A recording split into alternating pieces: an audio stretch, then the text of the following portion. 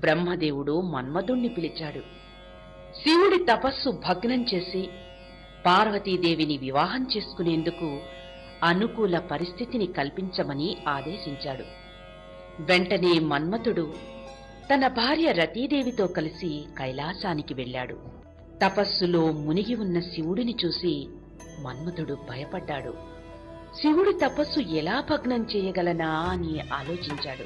శివుడికి పార్వతీదేవి పూజ చేసే సమయంలో ఆయన మీద బాణాలు వేశాడు మన్మథుడు. తపస్సు భగ్నమైన శివుడు కోపంతో మూడవ కన్ను తెరిచి చూడగా ఆ కంటి నుంచి వెలువడిన మంటలలో మన్మథుడు కాలిపోయాడు. తిరిగి తపస్సులో మునిగిపోయాడు శివుడు.